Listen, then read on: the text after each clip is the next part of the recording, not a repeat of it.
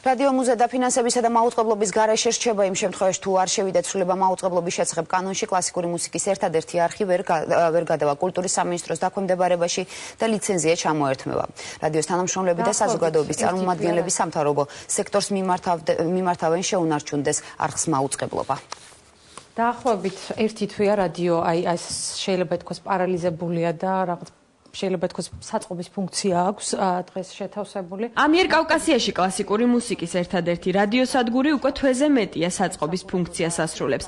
დაფინანსების არქონის გამო გათიშულია მაუწყებლობა. გაშვებულები არიან თანამშრომლები და დახურულია ყველა გადაცემა. ზუსტად 40 დღეში კი შესაძლოა რადიო მუზამ სიხშირეც დაკარგოს. რადიო მუზას გაქრობით, ესე იგი, ქრება სივრცე, სადაც 24 საათის განმავლობაში ჟღერს კლასიკური მუსიკა. რადიო მუზას შემოქმედებითმა გუნდმა სამთავრობო სექტორს და საზოგადოებას კონკრეტული მოთხოვნით კიდევ ერთხელ მიმართა. რადიოს გადარჩენისთვის კი დაფინანსების შეწყვეტის შემდეგ 2013 წლიდან მოლაპარაკებები კულტურის სამინისტროსთან მიმდინარეობდა.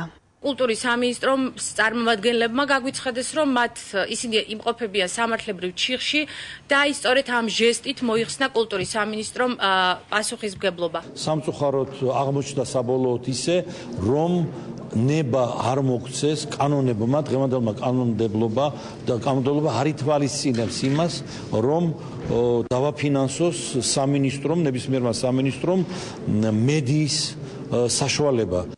მემორანდუმი კულტურის სამინისტროსთან 27 მაისს გაფორმდა, რომლის საფუძველზეც რადიო მუზა ჩვეულ რეჟიმში მუშაობას განაგრძობდა. სამინისტრო უზრუნველყოფდა ფარს და სრულ ბიუჯეტს. თუმცა რამდენიმე თვეში რადიოს თანამშრომლებისთვის ცნობილი გახდა, რომ მაუწყებლის შესახებ კანონში შეტანილი ცვლილების გამო კლასიკური მუსიკის არხი სამინისტროს დაქვემდებარებაში ვერ იარსებებდა.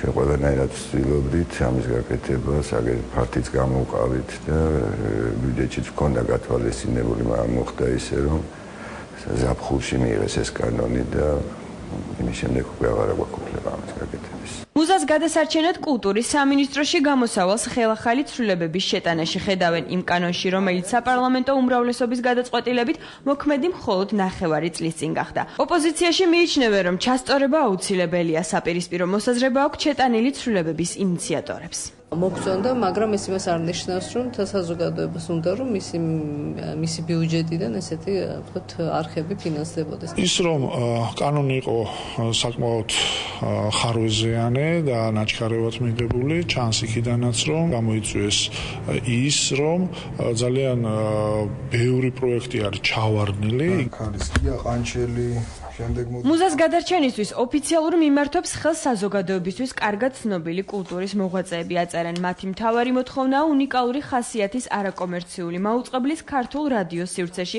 არსებობისთვის კონკრეტული გამოსავლის მოძიება.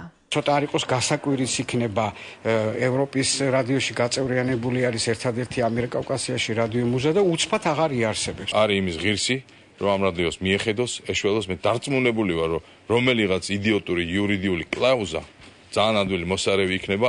რადიო მუზას გადასარჩენად მხოლოდ 40 დღეა დარჩენილი.